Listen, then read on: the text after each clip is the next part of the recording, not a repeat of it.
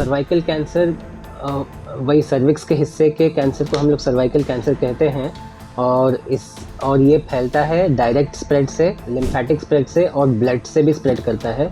जब direct spread होता है, शुरुआत में डायरेक्ट स्प्रेड होता है, ऊपर बच्चेदानी की तरफ यानी कि यूट्रस की तरफ जा सकता है और नीचे वेजाइना की तरफ जा सकता है और साइड में भी जा सकता है और लिम्फेटिक से लिम्फ नोड्स या लिम्फ ग्लैंड्स में जा सकता है और ब्लड स्ट्रीम में जब जाता है तब फिर वो लास्ट स्टेज में पहुंच जाता है। जैसे कि हमने पहले बताया कि शुरुआती स्टेज में इसके कोई लक्षण ऐसे नहीं रहते हैं और जब लक्षण आते हैं तो फिर अनफॉर्चुनेटली वो स्टेज बढ़ जाता है उसका। अच्छा। और लक्षण कहने के लिए हम लोग बोलते हैं कि ब्लीडिंग होना, यानी कि मासिक के बीच में ब्लीडिंग होना, जो महिलाएं अपना हाइजीन का, साफ़ सफाई का ख्याल नहीं रखती हैं और जिनमें और ये इन्फेक्शन वायरस का इन्फेक्शन महिलाओं में आता है skin to skin intimate contact से, यानी कि सेक्सुअल कांटेक्ट से, चाहे वो वेजाइनल इंटरकोर्स हो या ओरल इंटरकोर्स हो या एनल इंटरकोर्स, तीनों इंटरकोर्स से ये एचपीवी वायरस एक इंसान से दूसरे इंसान तक जाता है।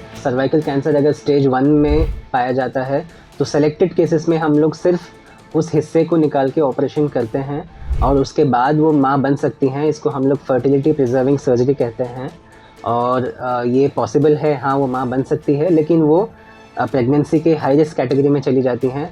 आज हम बात करेंगे सर्वाइकल कैंसर को लेकर। ये महिलाओं में क्यों होता है, इसका इलाज क्या है, इसके ऊपर आज हम जान लेंगे। नमस्कार, मैं मोप्रिया और आज हमारे साथ है गौरी देवी हॉस्पिटल्स का oncologist doctor Syed Shujatullah Hussain. Sir, आपको बहुत बहुत स्वागत है। हेलो, मैं हूँ डॉक्टर शुजात सैयद और मैं कंसल्टेंट सर्जिकल ऑन्कोलॉजिस्ट हूँ गौरी देवी हॉस्पिटल में। सर, सर्वाइकल कैंसर को अक्सर साइलेंट किलर माना जाता है, ये क्यों? जी, आपने बिल्कुल सही कहा है। पहले हम लोग जान लेते हैं कि सर्विक्स किस चीज़ को कहते हैं। सर्विक्स होता है जो बच्चेदानी होती है उसके मुहाने को बोलते हैं और ये एक तरह का कनेक्शन फॉर्म करता है बच्चेदानी और वेजाइना से, तो इन दोनों के बीच में सर्विक्स होता है और इस हिस्से के कैंसर को हम लोग सर्वाइकल कैंसर बोलते हैं। और इसको हम लोग साइलेंट किलर इसीलिए कहते हैं क्योंकि इस कैंसर में शुरुआती स्टेज में लक्षण न के बराबर होते हैं। महिलाएं बिल्कुल नॉर्मल फील करती हैं और उनको कोई लक्षण अपने अंदर पाए नहीं जाते हैं, लेकिन वो कैंसर अंदर ही अंदर फैलते रहता है, पनपते रहता है। ये सर्वाइकल कैंसर है क्या और ये फैलता कैसे है? सर्वाइकल कैंसर वही सर्विक्स के हिस्से के कैंसर को हम लोग सर्वाइकल कैंसर कहते हैं और ये फैलता है डायरेक्ट स्प्रेड से, लिम्फेटिक स्प्रेड से और ब्लड से भी स्प्रेड करता है। जब डायरेक्ट स्प्रेड होता है, शुरुआत में डायरेक्ट स्प्रेड होता है, ऊपर बच्चेदानी की तरफ यानी कि यूट्रस की तरफ जा सकता है और नीचे वेजाइना की तरफ जा सकता है और साइड में भी जा सकता है और लिम्फेटिक से लिम्फ नोड्स या लिम्फ ग्लैंड्स में जा सकता है और ब्लड स्ट्रीम में जब जाता है तब फिर वो लास्ट स्टेज में पहुंच जाता है। इसका जब शुरुआत होता है, इसका कोई साफ लक्षण दिखाई देता है? जैसे कि हमने पहले बताया कि शुरुआती स्टेज में इसके कोई लक्षण ऐसे नहीं रहते हैं और जब लक्षण आते हैं तो फिर अनफॉर्चुनेटली वो स्टेज बढ़ जाता है उसका। अच्छा। और लक्षण कहने के लिए हम लोग बोलते हैं कि ब्लीडिंग होना, यानी कि मासिक के बीच में ब्लीडिंग होना, या किसी महिला का अगर मासिक बंद हो चुका है उम्र की वजह से तो उसके बाद अगर ब्लीडिंग हो रहा है उनको, मतलब मेनोपॉज के बाद। मेनोपॉज के बाद, यस, तो फिर उन महिलाओं में फिर वो डॉक्टर के चेकअप के लिए जाना होगा। इन चीज़ों के अलावा अगर महिलाओं को गंदा बदबूदार पानी अगर नीचे से जा रहा है तो ये सारे लक्षण सर्वाइकल कैंसर की वजह से हो सकते हैं। अगर बहुत ही एडवांस स्टेज है तब तो फिर नीचे के रास्ते में जलन या दर्द और पीठ में भी दर्द पाया जाता है। इसका कारण क्या है? देखिए, ये कैंसर मेन कारण इसका होता है इन्फेक्शन की वजह से, जो कि है एक वायरल इन्फेक्शन और इस वायरस को हम लोग बोलते हैं human papilloma virus, short form में एचपीवी वायरस। इसके बहुत सारे टाइप्स होते हैं लेकिन ख़ास तौर पर HPV 16 और HPV 18 types most commonly cancer को कॉज करते हैं। और जैसे कि ये क्योंकि इन्फेक्शन से होने वाला कैंसर है तो जो महिलाएं अपना हाइजीन का, साफ़ सफाई का ख्याल नहीं रखती हैं और जिनमें और ये इन्फेक्शन वायरस का इन्फेक्शन महिलाओं में आता है skin to skin intimate contact से, यानी कि सेक्सुअल कांटेक्ट से, चाहे वो वेजाइनल इंटरकोर्स हो या ओरल इंटरकोर्स हो या एनल इंटरकोर्स, तीनों इंटरकोर्स से ये एचपीवी वायरस एक इंसान से दूसरे इंसान तक जाता है। और सिर्फ इन्फेक्शन से नहीं, इन्फेक्शन लगातार बने रहना, यानी कि परसिस्टेंट इन्फेक्शन अगर है तो फिर वो जिस सेल्स में इन्फेक्शन है तो इस सेल्स को कैंसर सेल्स में तब्दील कर देता है और वो कैंसर बढ़ाता है। तो जो भी महिलाएं मतलब सेक्सुअल एक्टिविटी हो चुकी है जिनका शादी के बाद, तो फिर वो साफ़ सफाई का ख़ास ख्याल रखें। और जिनमें अगर इम्यूनिटी भी अगर कम है तो फिर वो भी इन्फेक्शन को बढ़ावा देता है। ये मतलब बहुत सारे कैंसर होता है, उनमें से ये क्या डेंजरस है? हाँ, डेंजरस इसीलिए है क्योंकि ये शुरुआती लक्षण नहीं होते हैं और जब लक्षण आते हैं तो फिर एडवांस स्टेज में पहुंच चुका होता है, तो इसीलिए ये डेंजरस हो जाता है। और क्योंकि सर्विक्स के आसपास जो है ना पेशाब की नलियाँ जाती हैं जिसको हम लोग यूरेटर्स बोलते हैं, वो अगर कैंसर की चपेट में आ जाएं तो फिर वो उसके बाद किडनी का भी डैमेज का भी खतरा रहता है। तो इसीलिए ये बहुत सारी महिलाएं कैंसर अगर वो फैल चुका है साइड में और किडनी की डैमेज हो चुका है तो फिर ख़ास तौर पर इन महिलाओं में इनमें मोर्टेलिटी यानी कि मृत्यु का कारण किडनी डैमेज से होता है, ना कि कैंसर से। तो इसीलिए ये थोड़ा डेंजरस हो जाता है। इसका कोई वैक्सीन होता है? आपने सही सवाल पूछा है, क्योंकि ये कैंसर वायरस की वजह से होता है, वायरल इन्फेक्शन की वजह से। इसके कुछ बैड न्यूज़ भी है, इसके कुछ गुड न्यूज़ भी है। बैड न्यूज़ इसका ये है कि इस वायरल इन्फेक्शन का कोई अभी तक हमारे यहाँ मेडिकल साइंस में कुछ ट्रीटमेंट नहीं है अवेलेबल। तो इसको अगर मान लीजिए कि किसी महिला को इन्फेक्शन हम लोग पकड़ते हैं तो हम लोग इसका इलाज नहीं कर सकते।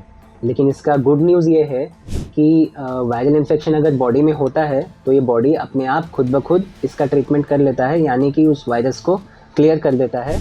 इसको 1 से 2 साल लगते हैं। और दूसरा एक गुड न्यूज़ ये भी है कि वायरस यानी वायरल इन्फेक्शन होने के पहले ही अगर हम लोग इसको वैक्सीन दे देते हैं महिलाओं को, इसका कुछ टाइम फ्रेम है, या जैसे कि हम लोग 9 साल से लेकर 45 साल की उम्र की महिलाओं को इस वैक्सीन को हम लोग दे सकते हैं। तो ये वैक्सीन देने से इन्फेक्शन होने का खतरा टलता है। ऑलमोस्ट 0% नहीं होता है, लेकिन 90 to 95% प्रोटेक्शन ये इन्फेक्शन के खिलाफ देता है, क्योंकि वायरस के जैसे कि मैंने कहा बहुत सारे टाइप्स होते हैं। तो हम लोग up to 9 types of HPV virus का प्रोटेक्शन वैक्सीन से हम लोग दे सकते हैं। तो बाकी वायरस का अगर इन्फेक्शन होता है तो वो इस वैक्सीन से हम लोग रोक नहीं पाएंगे, लेकिन जो भी कैंसर कॉजिंग वायरसेस हैं वो वैक्सीन से ऑलमोस्ट 99% प्रोटेक्शन देते हैं। ये वैक्सीन कहाँ पाया जाता है? वैक्सीन सारे लीडिंग मेडिकल सेंटर्स में पाए जाएंगे, सारे हॉस्पिटल्स में, और हमारे हॉस्पिटल में भी उपलब्ध हैं। और इसको हम लोग अगर 9 से 14 साल की उम्र है तो फिर हम लोग 2 डोजेस में देते हैं, और उससे ज़्यादा उम्र की महिलाएं हैं तो हम लोग 3 डोजेस में इसको देते हैं। सर्वाइकल कैंसर अगर फर्स्ट स्टेज में ही डिटेक्ट हो जाता है तो वो माँ बन सकती है? ये काफ़ी इंटरेस्टिंग क्वेश्चन है। देखिए, सर्वाइकल कैंसर अगर स्टेज 1 में पाया जाता है तो सेलेक्टेड केसेस में हम लोग सिर्फ उस हिस्से को निकाल के ऑपरेशन करते हैं और उसके बाद वो माँ बन सकती हैं। इसको हम लोग फर्टिलिटी प्रिजर्विंग सर्जरी कहते हैं। और ये पॉसिबल है, हाँ, वो माँ बन सकती है, लेकिन वो प्रेगनेंसी के हाई रिस्क कैटेगरी में चली जाती हैं। तो प्रेग्नेंट होने के बाद उनको ख़ास ख्याल रखना पड़ता है, अपने गायनेकोलॉजिस्ट से कंटिन्यूसली कांटेक्ट में रहना पड़ता है, लेकिन हाँ, वो माँ बन सकती हैं। बच्चे का कैंसर होने का चांसेस है इसमें? नहीं, बच्चे का इसमें कैंसर होने का कोई रिस्क नहीं है। बस माँ को अबॉर्शन होने का ख़तरा ज़्यादा होता है, तो इसीलिए वो गायनेकोलॉजिस्ट के कंटिन्यूसली कांटेक्ट में रहना है। इसका इलाज क्या है? कैंसर सर्विक्स का इलाज स्टेज वाइज होता है, तो इसीलिए स्टेज का हम लोग वर्कअप करते हैं। जब भी कोई महिला इस कैंसर को लेके हमारे पास आती है तो शुरुआती स्टेज में सिर्फ सर्जरी से इलाज मुमकिन है और क्योर बहुत ज़्यादा पॉसिबल है। लेकिन बीच वाले स्टेज में अगर आती हैं तो कॉम्बिनेशन ट्रीटमेंट दिया जाता है, या तो सर्जरी के बाद रेडिएशन देना पड़ता है, सर्जरी प्लस रेडिएशन जिसको हम लोग कहते हैं, या कीमोथेरेपी प्लस रेडियोथेरेपी का कॉम्बिनेशन से ट्रीटमेंट पॉसिबल है, और यहाँ पे भी क्योर पॉसिबल है।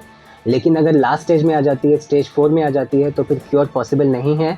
कैंसर को सिर्फ हम लोग कंट्रोल कर सकते हैं, पूरी तरह से क्योर नहीं कर सकते। और यहाँ पे ट्रीटमेंट होता है कीमोथेरेपी या इम्यूनोथेरेपी या टारगेटेड थेरेपी के द्वारा।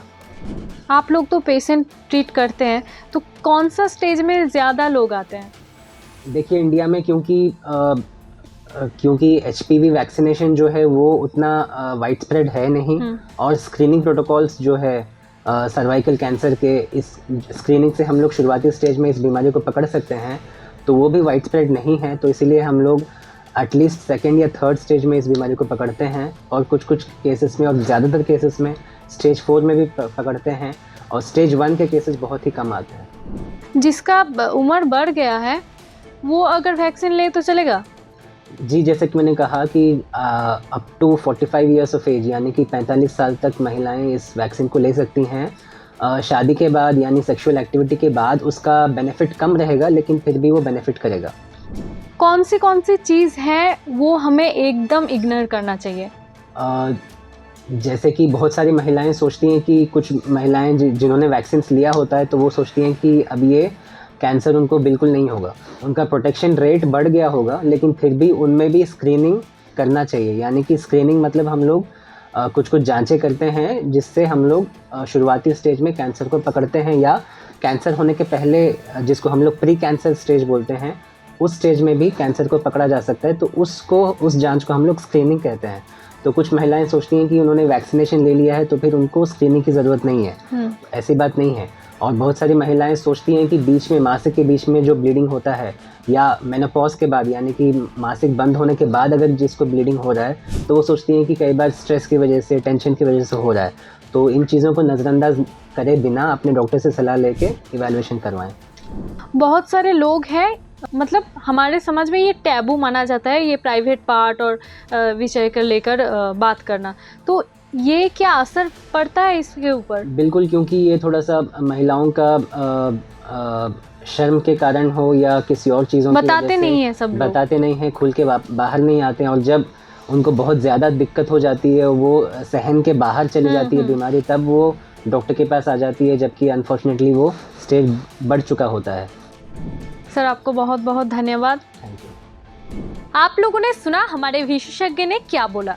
अगर इस बारे में और भी कुछ जानकारी चाहिए तो हमारा YouTube चैनल है, वहाँ कमेंट कर सकते हैं। तब तक सुस्त रहिए, सचेत रहिए। धन्यवाद।